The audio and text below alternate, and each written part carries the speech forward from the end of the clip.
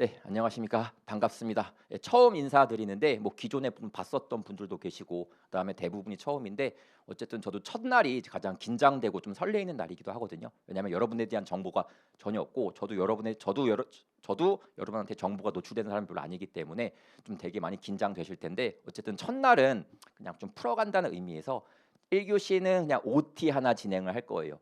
그래서 그냥 편안한 마음으로 보시되 여기서 말하는 말들이 정말 주옥과 같은 말들이 되게 많이 있거든요. 그거 반드시 잘 정리하셔가지고 1년 동안 이것을 꾸준히 머릿속에서 상기한 다음에 공부하시게 되면은 여러분이 초시생이든 재시생이든 삼시생이든 되게 도움 많이 받으실 거라고 생각이 들고 있고요.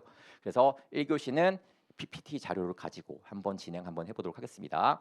일단 여러분들 그 제 제목이 더 준이라고 하는 앞에 타이틀 하나가 붙거든요. 이 더 준은요 여러 가지 뜻을 담고 있습니다. 그래서 제가 뭔가 해주고 싶은 마음이 있어가지고 더 준이라고 하는 말을 붙였어요. 그러니까 여러분들한테 더 알려주고 싶고 더 듣고 싶고 더 말해주고 싶고 여러 가지 뜻을 담고 있거든요. 여러분들께서 나중에 말씀드리겠지만 저를 1년간 잘 활용하세요. 활용하셔가지고 여러분들이 공부하실 때든 뭐 다른 거에 대한 고민이 있으시면은 말씀해 주시면은 제가 거기에 대해서 올바른 피드백을 해드리도록 노력을 할 거니까요. 저를 활용하신 상태에서 준비하시면 좋을 것 같습니다. 그럼 바로 시작을 할 건데 일단 행정법을 여기 대부분이 처음 배우시는 분들이 많이 있으실 텐데요. 행정법이라고 하는 것을 처음 접하면은 열의 9은 어려워요라고 얘기합니다. 그러니까 재밌어요라고 하는 게 아니라 쉬워요라고 얘기한 게 아니라 어려워라고 얘기를 해요. 그럼 왜 어렵냐면은 행정법을 원래 누가 배우는 과목이냐? 법대생들이 배우는 과목이거든요. 근데 법대생들이 대학교 1학년에 입학을 하자마자 행정법 가르치면은 아마 제 생각에 자퇴할 겁니다. 왜? 뭐 이렇게 어려운 걸 이렇게 처음부터 배우냐라고 해서 되게 당황을 할 거예요. 그럼 행정법은 언제 배우냐면은 대학에 입학해서 빠르면 2학년 2학기, 느리면 3학년 1학기 때 배우는 과목이에요. 이건 뭘 뜻하는 거냐면은 2년간 다른 기본적인 흔히 기본 3법이라고 불리는 게 있어요. 민법, 형법, 헌법이라고 불리는 기본 3법이 있는데 그 3법을 2년간 충분히 배운 다음에 그래 너 여기 나와 있는 개념도 알고 이론도 이해하고 있으니까 이제 한번 행정법을 배워보자 라고 하면서 등장하는 게 행정법입니다. 그러니까 일반적으로 법대생들도 1, 2학년 때 배우는 과목이 아니라 빠르면 2학년 2학기, 늦으면 3학년 1학기 때 배우는 과목이에요. 그러니까 법 응용 과목이라는 뜻이거든요. 쉽게 말하면은 수학에서 덧셈과 뺄셈 같은 것들을 가리키는 과목이 아니라 인수분해, 방정식, 함수 이런 거 가리키는 과목이에요. 그러다 보니까 응용력이 필요한 과목이라는 뜻이겠죠. 근데 여러분은 대부분은 법을 평상시에 공부하신 분들이 아마 아니실 거예요. 대부분이 그럴 겁니다. 그러다 보니까 나는 아직 더하기도 모르고 곱셈도 모르고 뺄셈도 모르는데 갑자기 뭐 응용 과목 함수 나오니까 이게 재밌을 리가 없습니다. 어려울 거예요. 그래서 처음에 어려운 상황을 보면은 용어 자체가 굉장히 생소할 겁니다. 처음 들어본 내용이 오늘부터 바로 그냥 여러분한테 닥치게 됩니다. 예컨대 뭐 법률 유보, 법률 우위, 손해배상 청구 소송, 항고 소송 듣기만 해도 뭔가 전혀 감도 안 잡히는 말들이 그냥 첫날부터 막 쏟아지기 시작을 하거든요. 정신이 없으실 거예요. 두 번째로는 상황 자체가 굉장히 생소하실 겁니다. 우리가 흔히 법에 대해서 배우는 시간이 인터넷을 통해서 미디어를 통해서 많이 배우시거든요. 주로 뉴스나 영화나 드라마에서 배우십니다. 뉴스나 영화나 드라마에서 배우는 그런 법들은요. 자극적인 것들이요. 사람을 살해했다던가 사람을 때렸다던가 뭔가 사람의 말초 신경을 자극할 만한 자극적인 것들로 구성이 되어 있거든요. 그렇지만 행정법에 대한 이야기는 뉴스에서 잘 나오지 않습니다. 예컨대 뭐 누가 면허 취소 당했다더라. 누가 건축 허가 받았다더라. 누가 주민등록증 발급받았다더라. 이런 것들은 그다지 뭐 행정법적인 내용은 뉴스에서 다룰 만한 내용도 아니고 뭐 영화화 시키기에도 되게 부적합한 것은 사실이거든요. 그래서 잘 다뤄지지가 않아요. 그러니까 여러분들이 용어도 생소하고 상황도 생소한데 어쨌든 우리 시험 과목이라는 뜻이겠죠. 근데 이걸 또 시험 과목이니까 처음에 잘 모르겠고 해서 막 암기하려고 하십니다. 암기하시는데 분량이 어마어마하게 분량이 많이 있거든요. 한 책이 1000페이지 정도 된다고 보시면 되겠습니다. 그러니까 우리가 1000페이지 정도를 머릿속으로 암기하는 사람은 대한민국에 존재하지 않습니다. 그런 사람은 말도 안 되는 거기 때문에 1000페이지를 암기하려고 하니까 또 엄청난 스트레스를 받는 거야. 그래서 결국은 뭐라도 보냐 법전이라고 해가지고요. 법전이 법 규정을 하나하나 나열한 사전을 법전이라고 하거든요. 여러분 민법, 형법, 헌법 뭐 이런 거 들어보셨을 겁니다. 그거에서 법조 1조부터 몇 조까지 1조부터 몇 조까지 나열한 사전을 법전이라고 하는 건데요. 행정법전은 최근에 생기긴 했지만 체계화되어 있지가 않아요. 다시 한번 행정법은 뭐냐면은 행정법 제1조, 2조, 3조 이렇게 시작하는 것이 아니라 행정에 관련된 모든 법을 그냥 행정법이라고 얘기하는 거예요. 그러면 행정이 뭔데? 군사도 행정이고요. 소방도 행정이고요. 병역도 행정이고 경찰도 행정이고 교통도 행정이고 환경도 행정이고 세금도 행정이고 복지도 행정이고 외교도 행정이고 그냥 우리가 알고 있는 대부분의 것들이 그냥 다 행정이다라고 보시면 그러니까 대한민국의 법이 한 1000개 정도가 있거든요. 1000개에서 900개 정도가 행정법이에요. 그러다 보니까 양이 어마어마하게 많구나라고 얘기할 수가 있다는 뜻이겠죠. 그렇지만 실체 잡기가 좀 어렵다. 그냥 행정에 관련된 것을 행정법이라고 하니까 뭔가 실체 잡기가 되게 어려운 건 사실이다. 이런 느낌이 들 수밖에 없습니다. 그래서 처음부터 여러분들께서 되게 어려움을 느끼실 수밖에 없다는 뜻이겠죠. 그럼 이거 어떻게 해야지 이 어려움을 타개할 수가 있냐, 풀어낼 수가 있냐면은 첫 번째는요. 용어부터 꼼꼼하게 정리하시는 거예요. 다시 말해서 우리도 영어 문장이 안 보이다가 단어 하나하나가 알게 되면은 아 이게 이런 뜻을 담고 있는 문장이겠구나 라고 아시지 않습니까? 마찬가지로 행정법도요. 내가 처음에 무슨 내용인지 하나도 모르겠어. 근데 용어 하나하나를 정리를 하시다 보면은 아 이게 이런 내용이구나 라고 하는 것을 아시게 될 겁니다. 그래서 여러분들이 1회독 하실 때에는 너무 욕심을 많이 부리지 마시고요. 여러분들이 용어라도 꼼꼼하게 이해를 한다라는 생각으로 접근하시면 좋아요. 그럼 용어가 이해가 되면은 어떤 효과가 발생을 하냐면은 이론이 이제 조금씩 보이기 시작을 할 겁니다. 다시 말해서 처음에는 정말 외계어처럼 이게 정말 무슨 내용인지 하나도 몰랐다가 아 단어가 이해가 되니까 아 이게 이런 내용인 거구나. 이게 이렇게 해석될 수밖에 없겠구나 라고 하는 게 머릿속으로 보이실 거예요. 그래서 여러분들께서는 이론을 이해하실 수가 있게 됩니다. 그럼 이론이 이해되면은 어떤 효과가 또 발생하냐면은 자 우리 판례라고 해가지고요. 판례가 판사들이 내린 판결문을 판례라고 얘기하는 것이거든요. 이 판례는 감정의 집합체가 아니에요. 예컨대 여러분들이 판사예요. 판사인데 두 명의 잘못을 똑같이 한 사람이 있습니다. 그때 A는 얘는 내가 얼굴이 마음에 들어하는 스타일이니까 너는 무죄야 라고 얘기하고요. 얘는 얼굴이 내가 평상시에 싫어하는 스타일이야. 유죄야. 말이 안 되는 거예요. 다시 말해서 판례는 감정의 집합체가 아니라 이론의 집합체예요. 다시 말해서 이런 사실관계에서 이런 행정법 이론이 이렇게 적용된다 라고 하는 것을 보여주는 메시지에 불과하지 이것은 감정의 집합체가 아니거든요. 다시 말해서 여러분이 용어가 정리가 되고 이론이 이해가 되시면은 판례가 이제 눈에 보이기 시작을 하실 겁니다. 그러면은 행정법 시험을 보기 위해서 기본적인 지식은 갖춰져 있다라고 얘기하는 거예요. 지식이 갖춰져 있으면 이제 뭐를 하시면 되냐면은 피드백을 하시는 겁니다. 피드백은 복습을 하는 거랑 그다음 문제풀이를 하는 건데요. 그럼 일단 복습은 제가 해드릴 수가 없어요. 제가 만약에 복습을 해서 여러분 실력이 올라가면은 밤새워서 해드릴 자신도 있습니다. 근데 제가 복습을 하면은 제 실력이 오르지 여러분의 실력이 절대 오르는 것이 아니거든요. 여러분의 직접 스스로 하셔야 되는 거예요. 그럼 제가 여러분한테 그냥 던져볼게요. 복습을 일주일 동안 한 번 하는 친구가 있고요. 일주일 동안 3번 하는 친구가 있습니다. 누가 공부 잘할 것 같습니까? 3번 하는 친구가 잘하겠죠. 복습을 오늘 바로 하는 친구가 있고요. 내일 하는 친구가 있어요. 누가 잘할 것 같습니까? 오늘 하는 사람이 잘하겠죠. 그러니까 정답을 이미 알고 있으세요. 알고 있으니까 실천하냐 마냐에 따라서 차이가 나는 것이겠지. 여러분께서 이미 머릿속으로 뭘 해야 되는지 방향성을 이미 잡고 있으십니다. 그래서 여러분들이 똑같은 우리 사람은 24시간이 주어져 있고요. 24시간을 어떻게 활용하는지가 너무 중요한데 사람의 기억은 망각국선이라고 해가지고요. 특정 시간이 지나면서 기억력이 확 감소하는 그런 시스템이거든요. 그래서 여러분께서 오늘 공부하셨으면은 피곤하셨겠지만 오늘 힘들었으니까 맥주 한 잔 마시자가 아니라 오늘 공부했으니까 까먹기 전에 오늘 공부하자가 가장 현명한 방법이고 또 생소하다 보니까 주말에 한두 번 더 보고 해가지고 여러분들 공부하신 상태에서 계속 1년을 끌고 나가셔야 되는 것이겠지. 대충 한 번 복습했으니까 이 정도면 충분하겠지. 이런 건 절대 아닌 겁니다. 여러분의 항상 경쟁 상대는 여기에 있지가 않고 다른 데 있다라는 마음 갖고서 공부하시면 좋을 것 같다는 생각을 하는 겁니다. 그래서 여러분들이 피드백은 여러분들이 직접 해주고, 또 문제풀이는요. 제가 일주일에 한 번씩 여러분들한테 복습용 문제를 드리고요. 직접 해설도 해드릴 거예요. 그거 꼬박꼬박 푸시면서 뭐가 맞았고 뭐가 틀렸는지를 항상 비교해 나가시면서 공부를 하시게 됐을 때 여러분의 성적은 올라가시게 될 겁니다. 그럼 이런 과정을 거치게 되면은 나중에 기출문제를 풀게 되는데요. 우리 기출문제는 공무원 시험에 나왔었던 기출문제인데, 공무원 시험의 종류가 매우 많아요.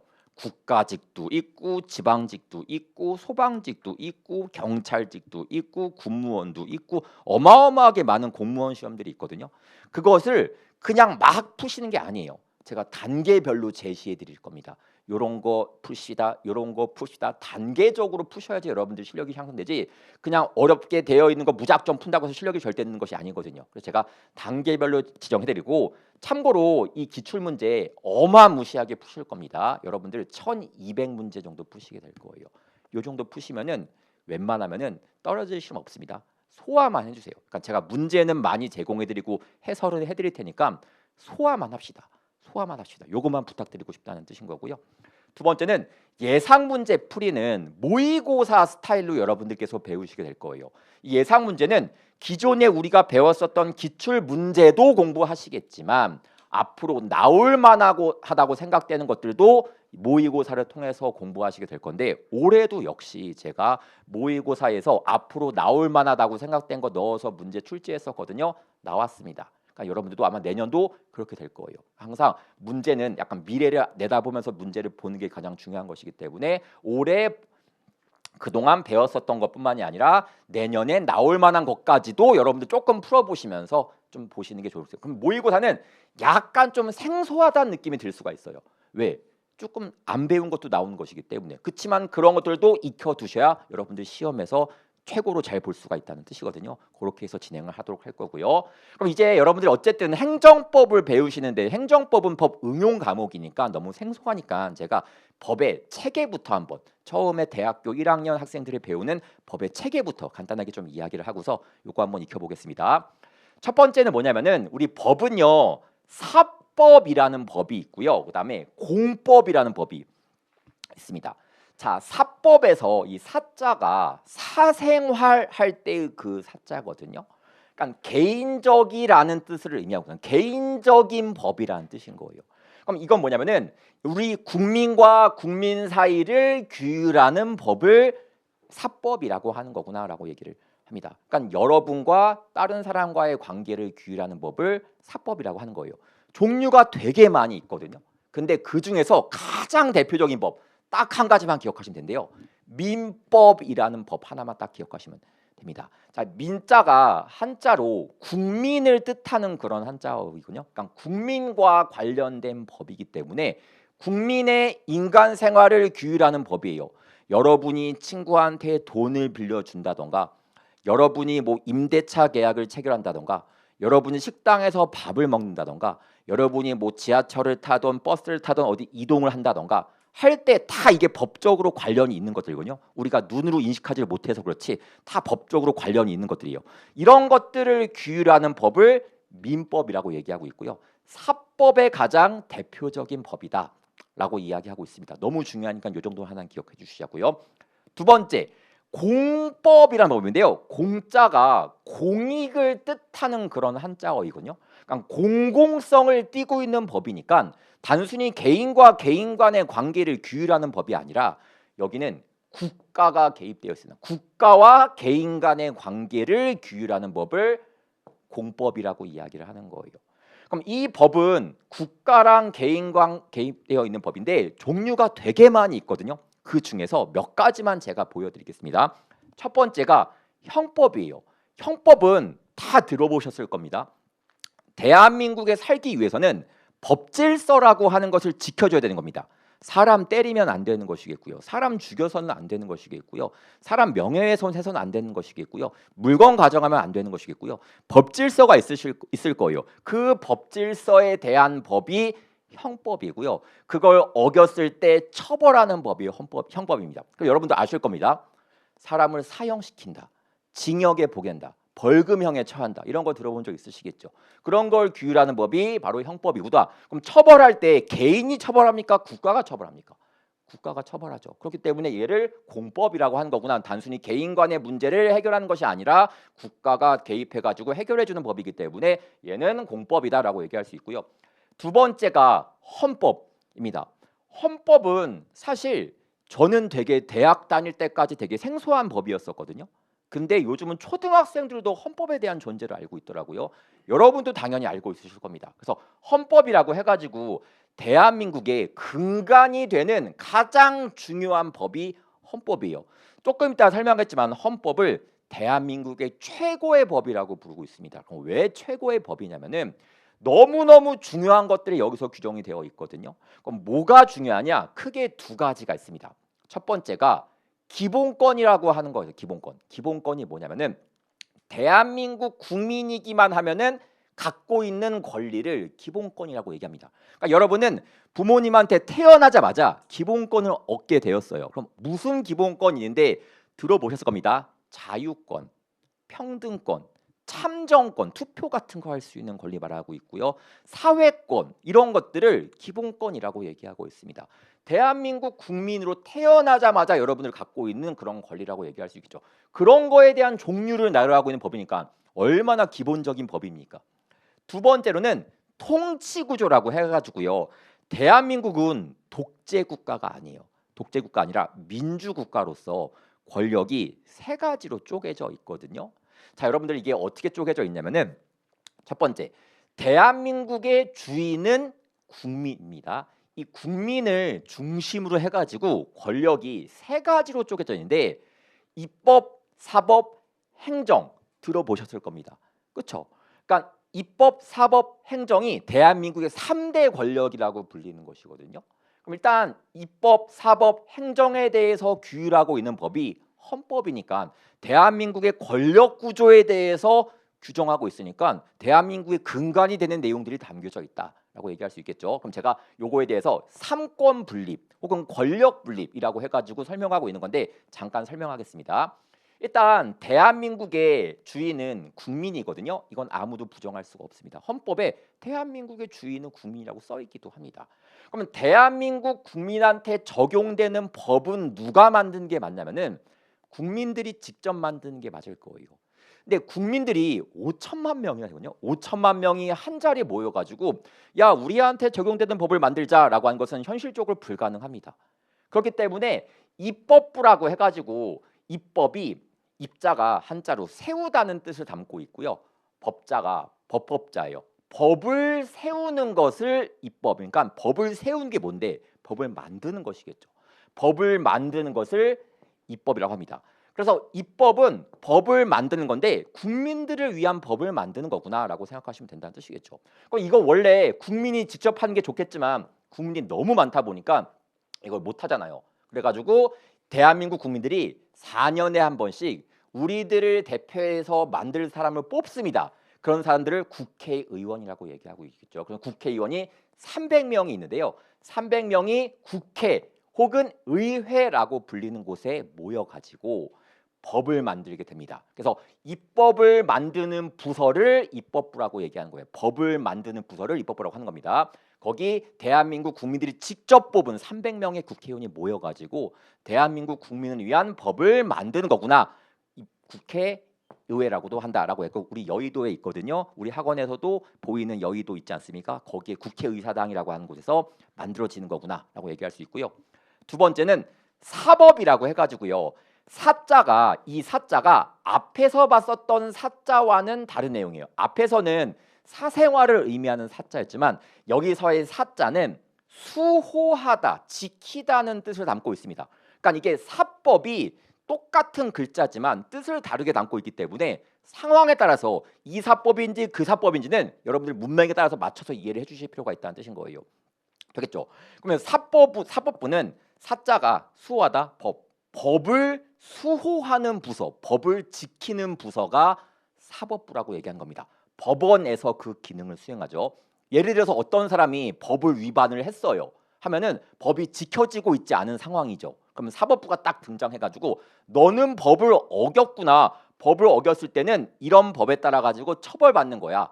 라고 해서 법을 해석하고 판단해가지고 처벌하는 기능까지 수행하는 것이 바로 사법부, 이걸 판결 내린다라고 얘기하고 있다는 뜻입니다. 즉, 국회의원이 만든 법을 어기게 되었을 때 거기에서 사법부가 작동을 해서 그 사람을 처벌할 수 있는 기능까지 갖고 있는, 판결할 수 있는 기능까지 갖고 있는 것을 사법부라고 하는 거구나라고 얘기하고 있고요. 세 번째는 행정부라고 해가지고요. 행자가 실행시키다는 뜻을 담고 있거든요. 실행시키다. 그러니까 정부는 법을 실행시키는 부서를 정부라고 얘기하는 거예요. 지금 국회의원들이 법을 만듭니다. 예컨대 경찰관 직무집행법 이런 걸 만들어요. 그러면은 여기 행정부에 경찰관이 행정부에 소속하는 그 공무원이거든요. 그 경찰관이 그 법을 실행시켜 가지고 음주 단속도 하게 되겠고 면허 단속 같은 것도 하게 되겠고 이런 걸 하게 될 거고요. 또 이 국회의원이 소방기본법이라는 법을 만들게 되면은 여기 소방대원들도 다 행정부에 있는 공무원들이거든요. 여러분이 되시려고 하시는 거. 다 소방대원들이 그 법을 실행시켜 가지고 불도 끄시러 다닐 거고 그다음에 구조도 하실 거고 그런 역할을 수행하게 되실 거고요. 세 번째로는 병역법이라는 법, 군대와 관련된 법이겠죠. 그 법이 만들어지게 되면은 국방부라고 하는 그런 곳에서 직접 이 법을 실행시켜가지고 군대 가라고 얘기하기도 하고 등등등을 하겠구나라고 얘기할 수가 있습니다. 법을 실행시키는 곳이구나, 법을 집행하는 곳이구나라고 얘기를 합니다. 그러니까 이 세 가지에 대해서 규율하고 있는 것이 바로 행정법이야, 헌법이란 뜻인 거예요. 그럼 여러분들 이제 행정부에 대해서 조금만 설명하려고 하는 건데, 행정부가 여러분들 제가 정부 조직도를 하나 나눠드리기는 했는데요. 그거 암기하라는 뜻은 전혀 아니고 그냥 한번 보시면 좋을 것 같은데, 첫 번째는 대통령 알고 있으시겠죠? 대통령을 정점으로 밑에 국무총리가 있습니다. 국무총리 밑에는 각 처라고 해가지고요. 식품의약품안전처, 법제처, 인사혁신처라는 그런 부서들이 존재하고 있고요. 그다음에 국무총리 또 밑에는요. 무슨 부라고 해가지고요. 행정안전부, 그다음에 국방부, 법무부, 뭐 농림축산식품부, 산업통상자원부, 보건복지부 다 들어보셨을 겁니다. 그다음 부 밑에는 뭐가 있냐면은 청이라고 해가지고 여러분들이 들어가시려고 하는 소방청은 참고로 행정안전부 밑에 소속되어 있는 그런 부서인 겁니다. 여기에 들어가시려고 지금 공부하시는 거예요. 그다음에 경찰청, 병무청, 검찰청, 통계청, 조달청, 국세청, 관세청 등등등 많이 들어보셨겠죠. 이것을 뭐라고 하냐면 정부라고 얘기하는 거예요. 이런 데서 국회의원이 만든 법을 실행시키는 거구나라고 얘기를 한다는 뜻이겠죠. 맞습니까? 그런 느낌을 가지시면 된다는 뜻인 겁니다. 결국 행정법이라고 하는 것은요. 행정부와 국민 간의 관계를 규율하는 법을 행정법이라고 얘기하는 것이거든요. 그럼 생각을 한번 해보도록 하겠습니다. 자, 입법, 사법, 행정에 대해서는 어디에서 규정하고 있냐? 헌법에서 규정을 하고 있고요. 그 헌법 중에서 행정부와 국민 간의 관계를 규율하는 법이 행정법이래요. 그럼 여러분들 헌법과 행정법은 서로 관련이 있을 수밖에 없겠네요. 그렇죠. 그렇기 때문에 여러분 무슨 책을 보시던지 간에 다 행정법 교재에서는 헌법과 행정법에 대한 이야기가 동시에 들어갈 수밖에 없습니다. 여러분들께서는 그런 상관관계를 가지고 있고 모두 공법이라고 불리는 법인 거구나 정도는 같이 기억하실 필요가 있다는 뜻이겠죠. 그래서 여러분들께서 그렇게 정리하셔서 공법에는 헌법과 행정법이 같이 있는 거구나 라고 이제 생각을 하시면 된다는 말씀인 겁니다. 그럼 일단은 이제 우리가 이제 행정법에 대해서는 대충 알았으니까 행정법이 어떤 상황에서 처해지는 법인지 한번 보도록 하겠습니다. 행정법은요. 행정부와 국민 간의 관계를 규율하는 법을 행정법이라고 얘기하고 있습니다. 그럼 여러분들 사람도 어떤 사람과 관계가 형성되려면요. 제가 여러분한테 그냥 길거리 지나가다가 눈이 마주쳤어. 아무 관계가 형성되지 않습니다. 지나가는 사람에 불과해요. 근데 제가 붙잡고서 말도 걸고 대화도 하고 하다 보면은 관계가 형성되듯이 행정부도 국민한테 어떠한 작용을 하게 됐을 때 행정법 관계가 형성된다라고 얘기하고 있습니다. 그럼 행정법은 총 3가지로 구성이 되어 있는데요. 첫 번째가 행정부 조직에 대한 이야기가 한 테마예요. 그래서 조직은 방금 나눠드린 그 정부 조직도 있지 않습니까? 그게 행정법의 조직에 대한 이야기, 그게 한 테마가 있고요.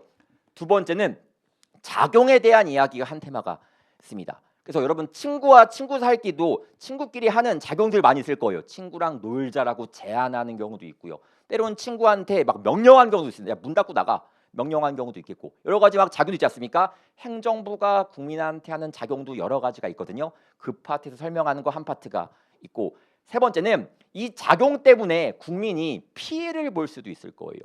그렇죠? 그래서 이 피해 봤을 때 국민은 뭐를 하냐면은 뭐 행정부 직원 찾아가서 따지고 이런 것이 아니라 소송 제기할 수 있다고 하는 그런 구제 수단이 있습니다. 소송은 법원에다가 내가 지금 이러이러한 피해를 당했으니까 판사님이 좀 구제해 주세요라고 요청하는 작업을 소송이라고 얘기하는 거예요. 즉 이것을 구제라고 얘기합니다. 즉 행정법은 세 가지로 구성되어 있습니다. 첫 번째가 행정부 조직에 대한 이야기가 한 파트고요. 두 번째가 작용에 대한 이야기가 한 파트고요. 세 번째가 구제에 대한 이야기 한 파트. 그러니까 이 세 가지로 구성되어 있는 것이 바로 행정법이다라고 생각하시면 된다는 뜻이겠죠. 그럼 이제 행정법은 뭐가 출제가 되는 거냐에 대한 이야기 한번 해보려고 하거든요. 첫 번째는 모든 법 과목이 그렇겠지만 행정법에서 나와 있는 이론과 법조문이 출제가 됩니다. 그래서 여러분들이 행정법에 나와 있는 이론들을 정확하게 알고 있는 것인지를 묻고요. 법조문, 이 법조문을 알아? 몰라? 이런 식으로 한번 설명하는 것들이 여기서 출제가 되고 있고요.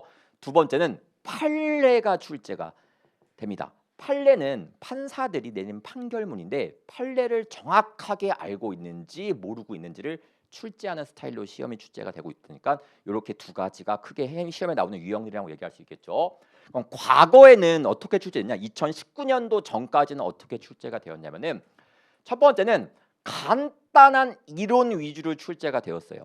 그러니까 행정법에도 주요 이론들이 몇 가지가 있거든요. 그거 위주로 출제가 되었기 때문에 비중이 높았습니다. 두 번째는 대표적인 판례, 이 이론을 대표하는 주요 판례들이 있거든요. 그런 거 위주로 출제가 되었었습니다. 세 번째는 지문 길이도 되게 짧게 출제가 되었어요. 당연히 시간이 적게 걸릴 수밖에 없었겠죠. 그래서 2019년도 전까지는 기출문제를 보면은 이런 스타일이었었거든요. 그래서 문제 하나가 딱 이게 2019년도 소방직에 나왔었던 지문인 겁니다. 문제 하나가 딱 있고요. 옳지 않은 것을 고르시오라고 해서 1번, 2번, 3번, 4번 보기가 보이시죠? 지문 길이가 한 두 줄, 세 줄, 두 줄 정도밖에 되지가 않아요. 짧게 형성되어 있는 문구다라고 얘기할 수 있는데 이런 문제가 다수 출제가 되었습니다. 그럼 이제 2019년도 이후부터 20년도부터는 어떻게 출제가 되고 있냐면은 이제는 보편적 이론, 대표적인 이론만 출제되는 것이 아니라 보편적으로 알고 있어야 될 대부분의 이론들이 다 출제된다고 보셔도 되시고요. 두 번째로는요. 지역적인 판례도 이제 출제를 합니다. 과거에는 대표적인 판례 위주로만 출제가 되었다라고 한다면은 이제 지역적인 판례들도 근근히 등장을 하고 있고요. 세 번째는 지문 길이가 상당히 길어지게 되었습니다. 그래서 시간도 되게 많이 걸릴 수밖에 없어요. 근데 보통 한 문제다 1분 이내에 푸셔야 되거든요. 압박감을 상당히 느끼실 수밖에 없으실 겁니다. 그럼 제가 올해 나왔었던 시험 문제 두 문제만 좀 보여드리도록 하겠습니다. 첫 번째가 이게 25년도 소방직 본지 얼마 안 된 그 시험이죠. 한 2주 정도밖에 되지 않았습니다. 행정행위의 부관에 관한 설명으로 옳지 않은 것은 뭐 이걸 풀자는 뜻은 아닌 거고요. 일단 보기 길이 보시면은 요거 네 줄이에요.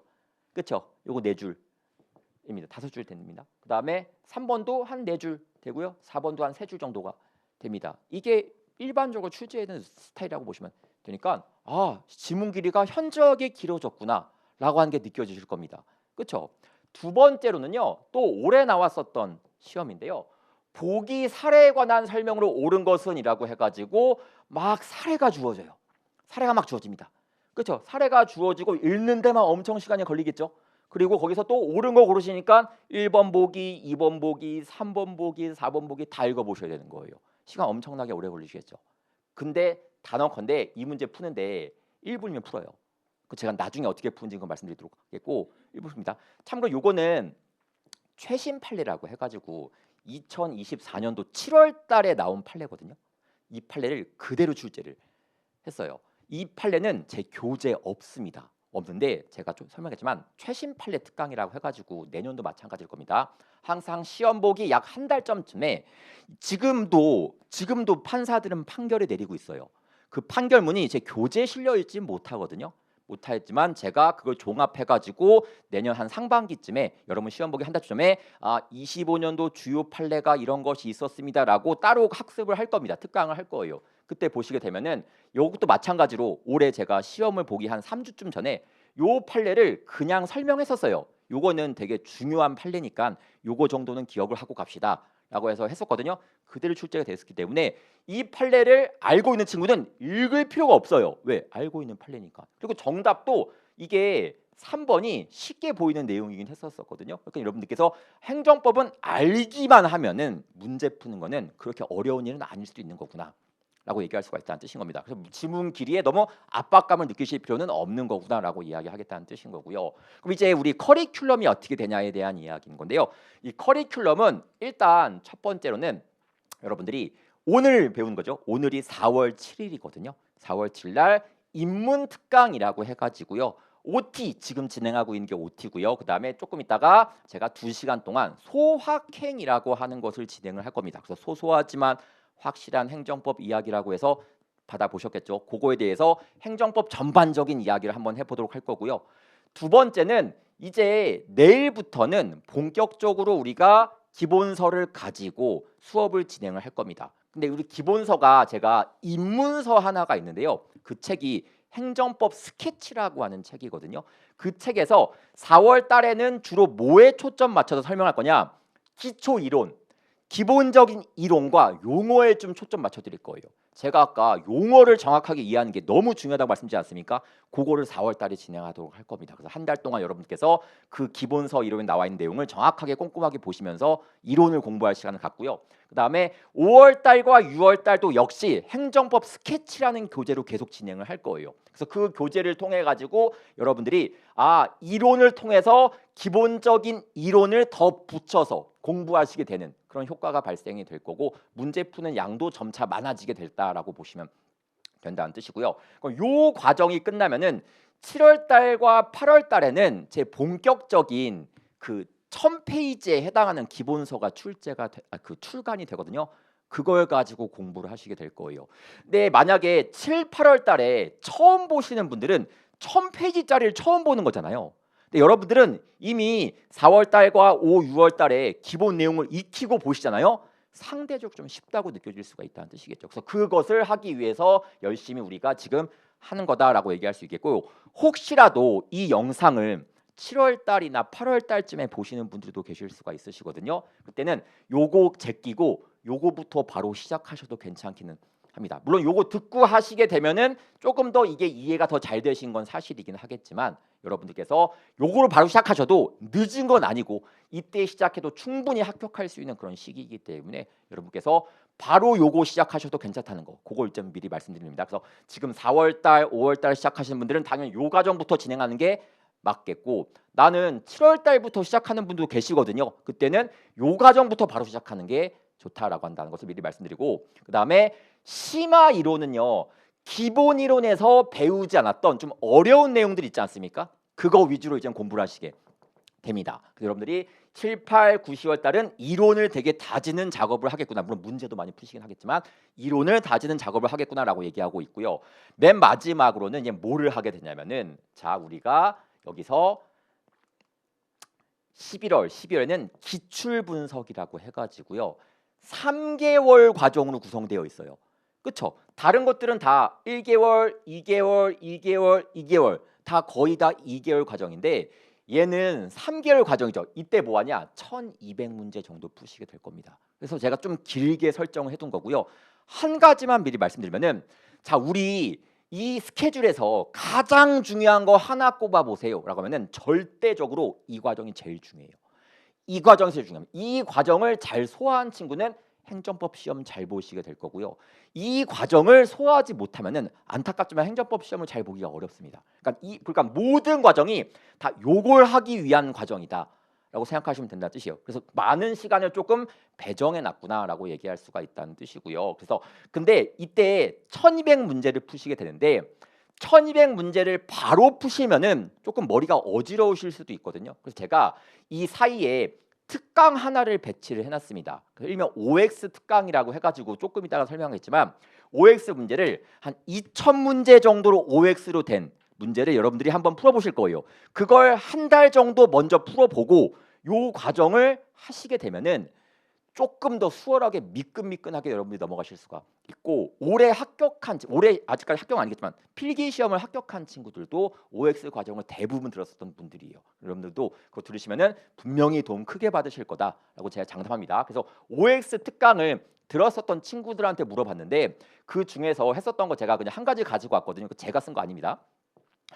OX 특강이 정말 도움이 많이 되었습니다라고 얘기를 합니다. 왜? 그 1200문제라고 하는 많은 문제를 풀기에 앞서가지고 일단 OX를 통해가지고 기존에 배웠던 내용들이 한 번쯤 정리가 되다 보니까 1200문제 푸는데 좀 수월했었던 거야. 그래가지고 많이 도움이 되었다라는 말을 하더라고요. 그래서 실제로 이걸 들었었던 학생들의 합격률도 높은 것도 사실인 겁니다. 그래서 실제로 많은 도움 되었다는 것이 대부분의 그런 후기니까 여러분들도 믿고 하셔도 된다는 뜻이고요. 그 다음에 제가 말씀드리고 싶은 게 뭐냐면은 여기서 나오는 교재 하나가 있어요. 그 교재 이름이 기판력이라고 하는 교재거든요. 그 기판력에서 대부분 시험 문제랑 유사하게 출제를 할 거예요. 그래서 되게 도움을 많이 받는다고 얘기를 하고 있습니다. 그래서 어떤 학생들이 쓴 얘기를 보면은 제 게시판에다가 적어준 하는 친구가 있었거든요. 기판력이 너무 도움 많이 되었습니다 라고 얘기합니다. 그래서 이 친구가 처음에 커리를 다른 분 걸 탔었나 봐요. 제가 누군지는 모르겠습니다만 탔었었는데 커리를 바꾸고 나서 에듀윌 플러스 타학원 모의고사에서 92점 밑으로는 안 떨어집니다라고 얘기를 합니다. 거의 뭐 다 맞는다는 뜻인 거예요. 그래서 뭐 한 개 틀리거나 두 개 이런 정도 수준은 방어가 된다는 뜻인 겁니다. 맞습니까? 실제로 여러분들이 그 3개월 동안 하는 기판력이라는 교재가 여러분한테 어마어마하게 중요하고 또 시험과 가장 가까운 것을 담고 있구나라고 보셔도 된다는 말씀이고요. 자, 그 다음에 기판력 교재 정말 도움 많이 된다는 뜻이겠죠. 그래서 이제 마지막으로 이제 여기까지 하면은 이제 모의고사를 진행하는 모의고사. 모의고사는 제가 말씀대로 기존에 배웠었던 내용들도 나오겠지만 앞으로 나올 만한 좀 생소한 것도 나와 있는 그런 내용이기 때문에 여기까지 하게 되면은 기존에 나와 있는 내용과 더불어서 새로운 내용까지 여러분들이 익힌 상태에서 시험장 들어가시는 거구나 라고 하니까 잘 못 보고 싶어도 못 볼 수 없다는 생각이 듭니다. 자, 그 다음에 이제 특강도 몇 가지가 준비가 되어 있는데요. 제가 아까 말씀드린 OX 특강 알고 있으시겠죠? 이 OX 특강은 11월 달에 진행을 할 예정이에요. 11월 달에 여러분들이 기판력을 하는 거에서 먼저 이걸 좀 치고 나가가지고 이걸 하시게 되고, 그다음 행정기본법 특강이라고 해가지고요. 제가 아까 행정법의 단일법전이 있긴 있는데 좀 부실하다고 하지 않았습니까? 그 부실한 게 요거 네요. 부실하지만 너무 중요한 내용을 담고 있어가지고 반드시 학습하셔야 되고, 요거는 무조건 시험에 나옵니다. 제가 맨날 작년에도 이거는 무조건 시험에 나올 거예요. 올해 시험에 나왔냐? 당연히 나왔었습니다. 내년 시험 나올 거냐? 당연히 나올 거니까 너무 중요하니까 요거 따로 시간 빼서 할 거고요. 최신 판례 특강, 제가 아까 최신 판례 특강은 올해도 판결문이 계속 나오고 있거든요. 그런 것들을 제가 따로 모아가지고 여러분한테 시험 한 3주 정도 앞두고 할 겁니다. 시험에서 나올 때도 있으니까 알고 풀면 아까 그 문제 1분 컷이었어요. 그렇기 때문에 여러분들이 그런 식으로 해가지고 또 정리해 드릴 거고요. 마지막으로 하프 모의고사 특강이라고 해서 우리가 25문제를 시험 문제를 푸는데 제가 한 10문제 정도를 따다가 모의고사 스타일로 만들어가지고 연습시켜 드릴 겁니다. 그래서 이 문제를 푸시는 분들도 문제를 빨리 풀 수 있는 하나의 테크닉을 갖기 때문에 괜찮은 특강이거든요. 근데 참고로 요 특강과 요 특강은 유료예요. 안타깝지만 학원 정책에 따라 유료인데 요거는 그냥 제가 무료로 합니다. 그렇기 때문에 여러분들이 딱히 요거는 딱히 돈 쓸 거는 전혀 없다라고 생각하시고 요것만 좀 유료로 진행, 학원의 정책상 그럴 수밖에 없을 거다라고 보시면 좋을 것 같습니다. 그럼 마지막으로 이제 행정법이라고 하는 과목은 여러분들한테 의구심으로 등장을 할 겁니다. 이게 보면 외계어냐 싶을 거예요. 그렇지만 어쨌든 꾸준히 이제 함께 하시게 되면은 물음표가 느낌표로 바뀌지 않나 라고 생각이 들고 있고요. 사실 이번에 시험 후기를 몇 가지 좀 제가 가지고 왔는데 제 카페에서 어떤 수험생이 적어준 글이거든요. 3월 29일 일이니까 소방시험 본 당일날 남겼었던 5시 28분에 남겼던 건데, 이번 시험 문제가 정말 더럽다 어찐다 말은 많았지만 행정법 자체는 저는 수업 듣고서 좋은 점수 받아 만족합니다라고 얘기합니다. 그러니까 이 분은 인강수험생이었던 분이신 것 같긴 한데요. 인강수험생이 이렇게 좋은 점수를 또 받았다고 전해오니까 또 되게 기뻤었고요.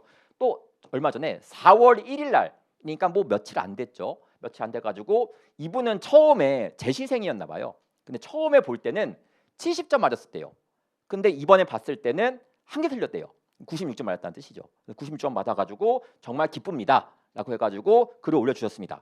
그 이외에도 이제 실강 들었던 친구들도 만점 받은 친구들도 되게 많이 있고요. 또 열심히 한 친구들은 좋은 성과 거둔 친구 되게 많이 있거든요. 여러분도 아마 거기에 상황에 놓이게 되지 않을까라고 싶습니다. 여러분이 초시생이든 재시생이든 삼시생이든 어쨌든 우리가 추구하고 목표까지 가야 될 것은 정해져 있기 때문에 다 같이 열심히 하시게 되면은 다 거기에 도달하실 수가 있으실 겁니다. 그래서 성실을 하셔야 된다는 뜻을 드리고 싶고요. 그다음 제가 한 가지 드리고 싶은 말씀 뭐냐면은 저는 학원 강사로서 이제는 활동을 하기 전에 수험생들과 4년간 의식주를 한 적이 있었거든요. 단순히 뭐 강의를 하고 집에 가는 이런 관계가 아니라 4년간 함께 살았습니다. 살면서 뭘 느꼈었냐면은 얘는 이렇게 하니까 빨리 합격한 거구나. 얘는 이렇게 하니까 늦게 합격한 거구나. 얘는 이렇게 하니까 합격을 못한 거구나. 등등등을 엄청나게 많이 봤었고요. 또 공부 방법에 대해서도 되게 많이 배웠습니다. 그러니까 얘는 이렇게 공부하는 거구나. 저렇게 공부하는 거야. 그리고 얘는 이런 고민이 있었구나. 이런 걸 되게 많이 들었었기 때문에 여러분들이 저한테 뭐 공부에 대한 이야기뿐만이 아니라 혹은 공부 방법에 대한 이야기뿐만이 아니라 사생활적인 고민 같은 것도 있을 수가 있겠죠. 저한테 말씀해 주세요. 말씀해 주시면은 제가 여러분들 뭐 정답을 이야기해 주고 이런 약속은 못 드리겠지만 최소한 예전에 이런 케이스에서는 얘는 이렇게 해결했다. 이 정도는 그냥 제시해 드릴 수 있으니까 받아들일지 말지 여러분의 판단이겠고 그래서 그런 식으로 동반자가 되면 좋을 것 같다는 생각을 한다는 뜻이겠죠. 그래서 여러분들이 함께 하고 싶다는 말씀을 드리고 싶고요. 그다음 제가 마지막으로 너무 좋아하는 축구 선수 중에 한 명인데 푸yor이라고 하는 선수가 있거든요. 아시는 분들도 있으실 겁니다. 그래서 스페인의 선수고요. 바르셀로나라는 팀에서 오랫동안 뛰었던 팀의 주장이기도 했습니다. 이 선수가 수비 선수인데요. 활동량이 엄청나게 많아요. 그러니까 경기장에서 쉬지 않고 뛰어다닙니다. 그래서 기자가 물어봤어요. 야, 너 그렇게 힘든데 맨날 뛰어다니냐라고 하니까 뭐라고 얘기했냐면은 힘드냐? 오늘 걷지 않으면은 내일은 뛰어야 한다. 오늘이라도 열심히 해야 내일 뛸 일이 생기지 않는다라고 얘기를 합니다. 이게 수험 생활에 정확하게 들어맞는 것 같습니다. 수험 생활은 정말 물 흐르듯이 되게 빠르게 진행이 돼요. 여러분들 조금 겪어보시면 아시겠지만 벌써 한 달 지났어? 벌써 2달 지났어? 이런 게 쏙쏙쏙 와닿거든요. 진짜 물 흐르듯이 빠르게 진행되니까 만약에 내가 오늘 해야 될 분량을 놓치잖아요. 나중에 해야 될 때는 양이 이렇게 쌓여 있는 상태예요. 공부하기가 싫어집니다. 그럼 점차 밀려요. 밀리면은 안 해요. 안 하면 포기합니다. 그러면 시험을 합격할 수가 없어요. 여러분들 조금 힘드시겠지만 오늘 내가 힘들지만 요걸 해내야지 내가 소방대원이라는 타이틀을 달 수 있는 거구나 라는 그 신념하에 성실하게 임해주시기 바라겠습니다. 성실한 거는 모든 영역에서의 공통적인 덕목이에요. 여러분들이 매일매일 학원도 9시에 시작을 하지 않았습니까? 9시에 겨우 맞춰서 오는 친구가 있고요. 7시에 이미 학원에 나와 있는 친구도 있습니다. 누가 공부 잘할 것 같습니까? 굳이 설명 안 드려도 되겠죠. 맞습니까? 그렇기 때문에 여러분께서 그거는 여러분의 선택인 거예요. 정말 한 걸음이라도 더 먼저 나가려고 한 친구가 결국은 목표 지점에 먼저 가 있는 시스템이기 때문에 여러분들 다 합격할 수 있다는 전제 하에서 조금이라도 빨리 합격하는 게 좋은 거 아니겠습니까? 그러면은 누구보다 조금 더 먼저 움직일 필요 있는 건 사실이다. 라고 얘기할 수 있다는 뜻이기 때문에 성실하게 임해 주셨으면 좋겠다는 생각을 하니까 푸열 선수도 뭐가 부족하겠습니까? 돈이 없겠습니까? 아니면 뭐가 없겠습니까? 그럼에도 불구하고 명예도 얻었고 돈도 얻었는데 계속 은퇴할 때까지 성실하게 뛰다가 은퇴한 선수인 겁니다. 그게 덕목이에요. 수험생도 마찬가지고 저도 마찬가지겠지만 성실하게 저도 할 거겠지만 여러분도 성실할 필요가 있다는 뜻입니다. 너무 중요한 거니까 반드시 기억하시면 되고요. 여기까지가 OT거든요. 그래서 OT고 2교시, 3교시 때는 소확행이라고 하는 것부터 시작을 하도록 할 테니까 10분 정도 쉬었다가 진행하도록 하겠습니다. 이따가 뵐게요. 네.